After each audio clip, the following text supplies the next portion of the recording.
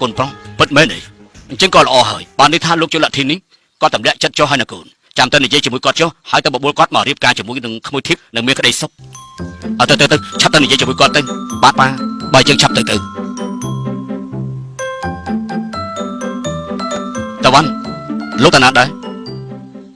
ថ្ងៃនេះប៉ាធីបគាត់ចង់ជួបខ្ញុំគាត់មកធ្វើธุរៈនៅក្បែរនេះអូបើលោកអ៊ំត្រូវការឲ្យខ្ញុំជួយអីដើម្បីដណ្ដើមយកធីបចេញពីអាជីពតាវ៉ាន់នោះខ្ញុំពេញចិត្តនឹងជួយណា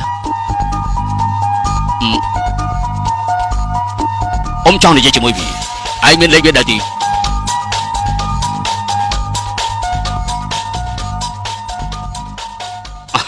ខ្ញុំថាហើយចុងក្រោយលោកអ៊ំត្រូវតែព្រមចិត្តទុនធ្វើជាខឹងចឹងឯង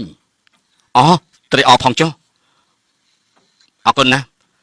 នៅមិនដល់ប្រហែលម៉ោងទេត្រូវចូលពិធីហើយខ្ញុំផ្ញើលោកភេទទៅទទួលនាមធីពីហាងជំនួសខ្ញុំបន្តិចតែបានទេហើយនាំទៅក្នុងពិធីចាប់ខ្ញុំតាមទៅអូបានគ្មានបញ្ហាទេតែលោកត្រូវនាំលោកអ៊ំជលធីមកឲ្យបានប្រាប់ធីបឲ្យផងកុំឲ្យគេសង្ស័យ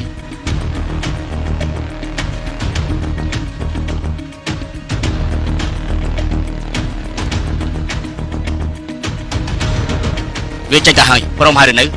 ព្រមរយហើយមនុស្សដែលរកមកនោះពីអ្នកបងប្អូននៅជាមួយខ្ញុំនៅទីនេះចង្វាយកុំទៅព្រួយអាប៊ូន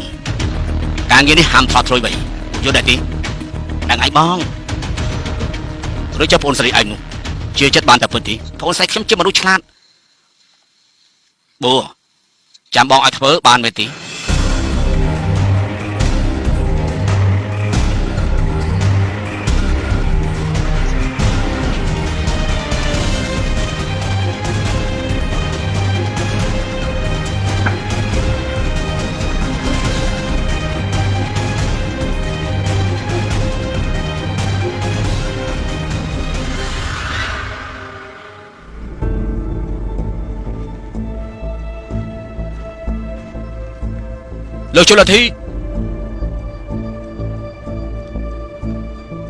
លោកជលធីខ្ញុំមកហើយ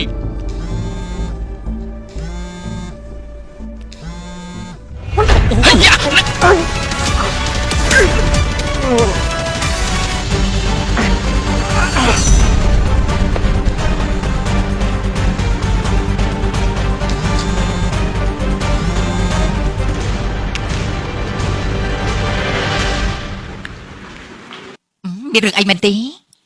តើបានចុចបាត់ទូរស័ព្ទរបស់ខ្ញុំអូប្រហែលជារវល់ហើយតាប់ទៅដូរឈុតទៅល្អជាងដល់ពេលវេលាហើយណាចាជួយដូរឈុតឲ្យកូនកំមុំបន្តិចណា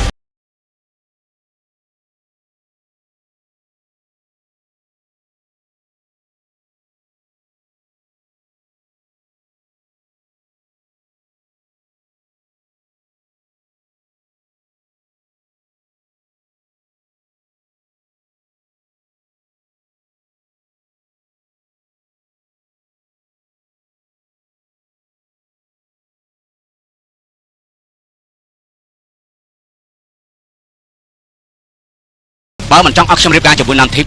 មកជួបខ្ញុំនៅឋានចូលព្រះវិហារទៅ